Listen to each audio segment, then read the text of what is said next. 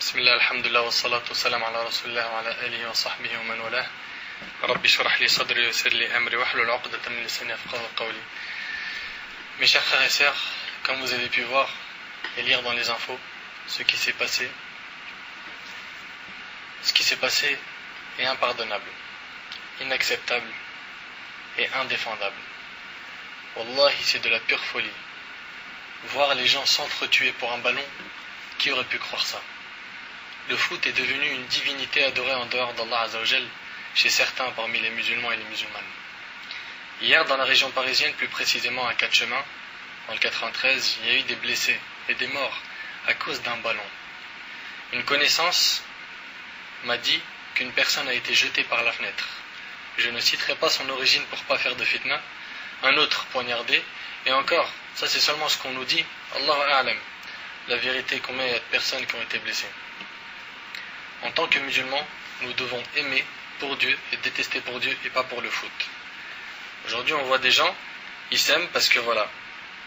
Ils s'aiment parce qu'ils supportent la même équipe. En tant que musulman, tu dois aimer les gens parce qu'ils aiment Allah. Selon Abu Umama radiyallahu anhu, le prophète sallallahu alayhi wa sallam a dit: quiconque aime pour Allah et pour Allah, donne pour Allah et prive pour Allah aura parachevé sa foi. Rapporté par Abu Daoud. Tu vas avoir une foi complète, aime pour Dieu et déteste pour Dieu, pas pour le foot. Jamais le foot te donnera une foi complète.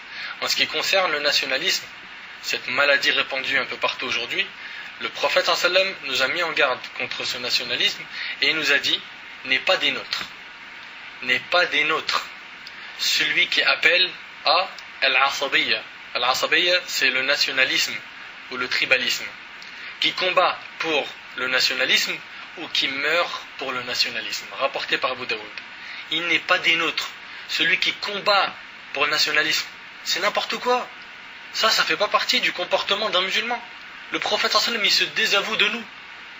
Quelqu'un qui supporte son pays, qui supporte pas Ummat al-Islam, c'est miskin, un jahl, un ignorant. Dans un autre hadith, le prophète sallam a dit: délaissez-le en parlant du nationalisme, c'est une pourriture. Rapporté par Al-Bukhari et Muslim. Et en arabe, c'est da'ouha fa innaha muntina. Une muntina, une pourriture, d'être attaché comme un bahloul, comme les gens d'aujourd'hui là, à son pays aveuglement. Aux yeux d'Allah, les êtres humains sont tous égaux. Le prophète sallam a dit: il y a en effet des gens qui se vantent de leurs ancêtres, mais aux yeux d'Allah, ils sont plus méprisables que le scarabée noir qui enroule une bouse dans son nez. Voici qu'Allah vous a retiré de l'arrogance du temps de la jahiliya, du temps de l'ignorance, et de sa vantardise de la gloire des ancêtres. L'homme est soit un croyant qui craint Allah, ou un pécheur infortuné. Tous les gens sont les enfants d'Adam, et Adam a été créé à partir de la poussière, rapporté par Tirmidhi et Abu Daoud. Écoutez bien ce qu'il dit le prophète sallallahu alayhi wa sallam: l'homme est soit un croyant qui craint Allah, ou un pécheur infortuné. Tous les gens sont les enfants d'Adam. On est tous des enfants d'Adam. Que tu sois tunisien, marocain, algérien, africain, malien, on est tous des enfants d'Adam. On est égaux, on est pareil. Et Adam a été créé à partir de la poussière. Subhanallah, de la poussière qui aujourd'hui s'enorgueille, qui frime, qui déteste un tel et un tel et un tel. T'es de la poussière, mon frère. Ma sœur, n'oublie pas, on était de la poussière et on n'est que de la poussière, on le restera. Et le prophète sallallahu alayhi wa sallam a dit également: certes, Allah a extirpé de vous la fierté de l'arrogance de l'âge de la jahiliya et la glorification des ancêtres. Maintenant, les gens sont de deux sortes: soit des croyants qui sont conscients, soit des transgresseurs qui agissent mal. Vous êtes tous les enfants d'Adam, et Adam a été créé à partir de l'argile. Que tu sois égyptien, marocain ou algérien, tu as été créé d'argile. N'oublie pas, de terre, de poussière. Les gens devraient renoncer à leur fierté de la nation, car c'est un appel parmi les appels de l'enfer. Subhanallah, je reprends cette phrase qui est très très forte. Les gens devraient renoncer à leur fierté de la nation, car c'est un appel parmi les appels de l'enfer. Les gens devraient renoncer à leur fierté de la nation, car c'est un appel parmi les appels de l'enfer. Méditez sur cette phrase. S'ils n'y renoncent pas, vous ne voulez pas renoncer à cette fierté de la nation, qui est un appel de l'enfer? S'ils n'y renoncent pas, Allah tabaraka wa ta'ala les considérera plus vils que les plus simples vers qui se frayent un chemin à travers les excréments, rapporté par Abu Daoud et At-Tirmidhi. Ce hadith-là, franchement, il fait très peur, parce que on a beaucoup de gens aujourd'hui qui s'attachent comme ça à leur pays, et c'est pas ils s'attachent seulement à son pays, c'est ils s'attachent et ils détestent et il éprouve du mépris dans son cœur, il se sent pas bien quand il voit une personne qui est d'une autre origine, d'un autre pays. Les gens devraient renoncer à leur fierté de la nation. Tu veux être fier de quelque chose, c'est pas de ta nation, c'est ton dîn, de ta foi, de l'islam, mais pas de la nation. Les gens n'ont pas de valeur avec la nation, ni avec le pays, ni avec l'origine, mais plutôt avec la religion. Écoutez bien, s'ils n'y renoncent pas, Allah Ta'ala les considérera plus vils que les simples vers qui se frayent un chemin à travers les excréments. Subhanallah. Il y a de nombreux exemples dans la vie du prophète sallam qui nous montrent que le prophète sallam a blâmé et réprimandé tous ceux qui se référaient au nationalisme. Au cours d'un incident, Jabir ibn Abdullah al-Ansari radiyallahu anhu rapporte ce qui s'est passé à l'oasis d'Al-Muraisi. Lorsque les hypocrites firent ressurgir les traces du nationalisme pour détruire l'unité des musulmans, il dit: nous étions engagés dans une bataille lorsqu'un des muhajiroun, les muhajiroun en fait c'est ceux qui ont émigré de la Mecque vers Médine. Donc nous étions engagés dans une bataille lorsqu'un des muhajiroun s'en est pris à un ansari, et les ansars c'était les habitants de Médine. Ce dernier, qui était le ansari, a alors dit: ô ansar, aidez-moi, appelant sa tribu. Le prophète sallam entendit leurs propos et leur dit: cessez ces slogans tribaux. Cessez ces slogans tribaux. Tout ceci est infect. Il interdit encore une fois le nationalisme. Le hadith il est rapporté par Bukhari. Je vous rappelle que notre communauté forme un seul corps. Le prophète sallam, la première chose qu'il a fait une fois arrivé à Médine, c'est d'établir la fraternité entre les muhajirines et les ansar.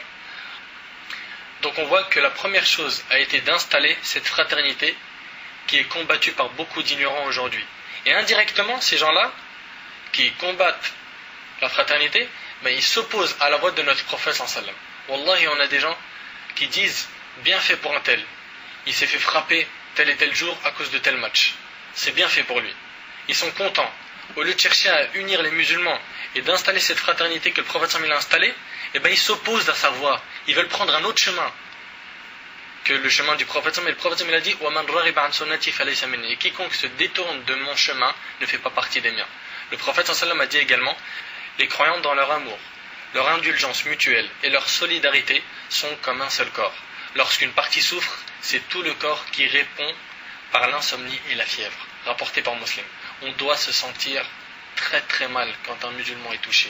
Dans un autre hadith, le prophète sallam a dit: les croyants sont comme un seul homme. Si ses yeux souffrent, tout son corps souffre. Rapporté par Muslim. Aujourd'hui, t'as un Palestinien qui souffre dans tel endroit, personne ne ressent quelque chose. Un Algérien qui se fait agresser, personne ne ressent quelque chose. Pour un match de foot en plus. Un Égyptien qui se fait agresser, personne ne ressent quelque chose. On entend quoi? C'est bien fait pour lui. Ils ont commencé. Puisqu'ils ont commencé, voilà, qu'ils assument. On ne répond pas un mal par un mal. Oui, mais en islam, celui qui nous combat, on le combat. Écoutez, arrêtez de dire n'importe quoi. Arrêtez de dire n'importe quoi, on n'est pas en guerre. On n'est pas en guerre, il faut arrêter de faire du cinéma. Wallah al-Azim, c'est n'importe quoi. On dirait aujourd'hui, chacun d'entre nous, il veut être un juge. Il n'y a que les juges qui prennent les décisions de un tel, il va lui arriver ça, ou un tel, il va lui arriver ça, ou un tel, il va en prison, ou un tel, il va être sanctionné par une peine de mort. Aujourd'hui, tout le monde pense que ça y est, c'est devenu un juge. Il fait ce qu'il veut. D'après Abu Huraira, le prophète sallam a dit: un arabe n'est pas meilleur qu'un non-arabe. De même qu'un non-arabe n'est pas meilleur qu'un arabe. Écoutez bien, un arabe n'est pas meilleur qu'un non-arabe. De même qu'un non-arabe n'est pas meilleur qu'un arabe. Un homme de race rouge n'est pas meilleur qu'un homme noir, excepté dans la piété. La seule chose qui fait la distinction entre les musulmans, c'est la piété, la foi. Comme Allah subhanahu wa ta'ala l'a dit dans le Coran, dans Surat Al-Hujurat, Surat 49, verset 13, Inna akramakum indallahi atqakum. Certes, les plus nobles d'entre vous sont les plus pieux. Et dans le hadith, le prophète me dit: l'humanité descend d'Adam, et Adam a été créé d'argile, rapporté par Bukhari et Muslim. Cela signifie que les musulmans, quels qu'ils soient, arabes, chinois, africains, européens, asiatiques ou américains ne forment qu'une seule et unique umma, communauté, et qu'ils ne peuvent se diviser et se séparer les uns des autres. Jamais un lien nationaliste ne devrait briser leur unité. D'ailleurs, Allah subhanahu wa ta'ala dit dans Surat al-Hujurat, Surat 49, verset 10, إِنَّمَا الْمُؤْمِنُونَ إِخْوَةٌ فَأَصْلِحُوا بَيْنَ أَخَوَيْكُمْ وَاتَّقُوا اللَّهَ لَعَلَّكُمْ تُرْحَمُونَ. Les croyants ne sont que des frères. Voilà. À partir du moment où tu es un croyant, tu es le frère des autres croyants.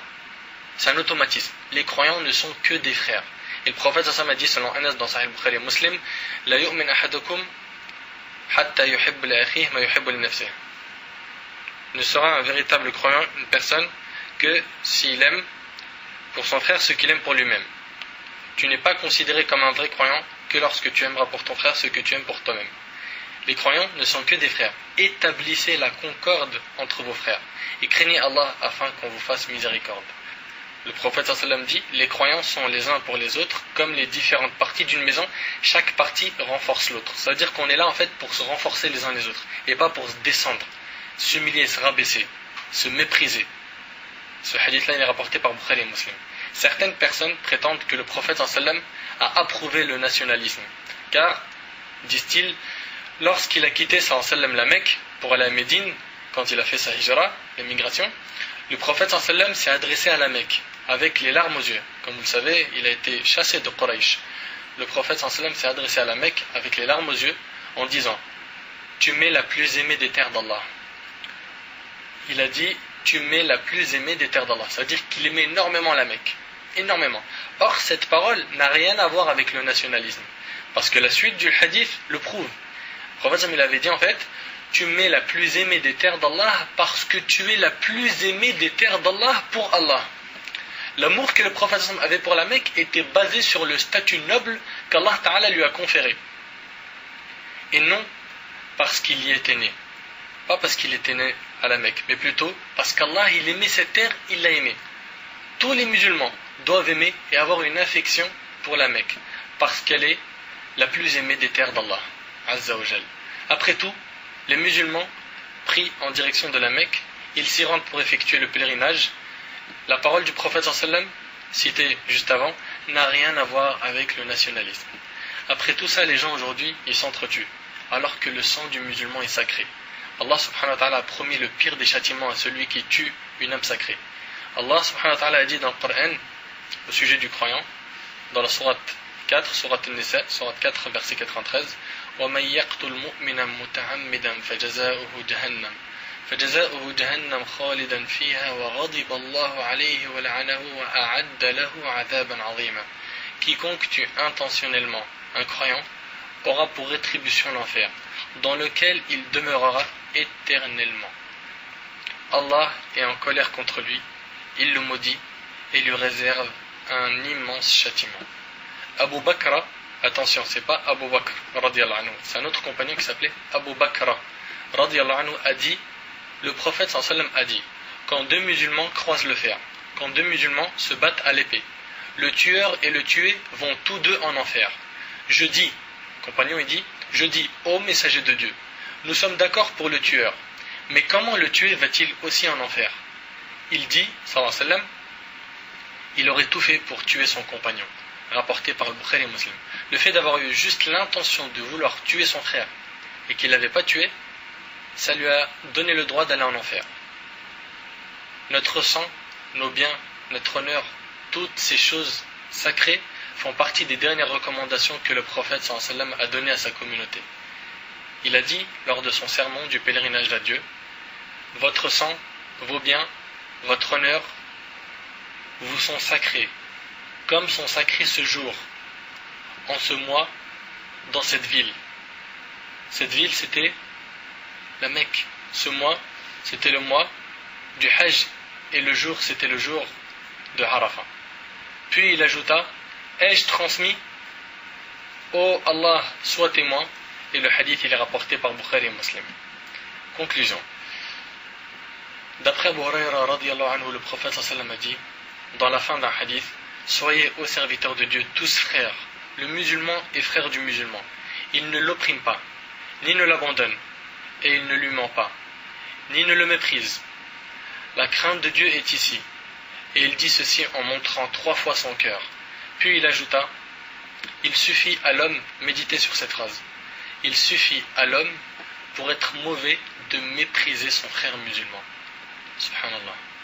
Il suffit à l'homme pour être mauvais de mépriser son frère musulman. Tout ce qui appartient aux musulmans est sacré. Tout ce qui appartient aux musulmans est sacré pour le musulman. Son sang, son bien, son honneur. Rapporté par un musulman. Subhanallah. Juste le mépris, juste mépriser un musulman, c'est déjà un mal. Qu'en est-il de ce que l'on voit aujourd'hui? La solution, mes frères et sœurs, c'est l'union. Subhanallah, l'Europe a réussi à unir 27 pays d'origine et de langues différentes. Et nous qui adorons le même Créateur, partageons la même religion, le même prophète, la même Qibla, le même livre sacré, on arrive à s'unir juste pendant le Ramadan pour le Tarawih et en particulier la nuit du 27. Allah subhanahu wa ta'ala a dit dans Surat Al-Imran, Surat 3, verset 103, وَاعْتَصِمُوا بِحَبْلِ اللَّهِ جَمِيعًا وَلَا تَفَرَّقُوا وَاذْكُرُوا نِعْمَةَ اللَّهِ عَلَيْكُمْ إِذْ كُنْتُمْ أَعْدَاءَ فَأَلَّفَ بَيْنَ قُلُوبِكُمْ فَأَصْبَحْتُمْ بِنِعْمَتِهِ إِخْوَانًا. Et cramponnez-vous tous ensemble au câble d'Allah.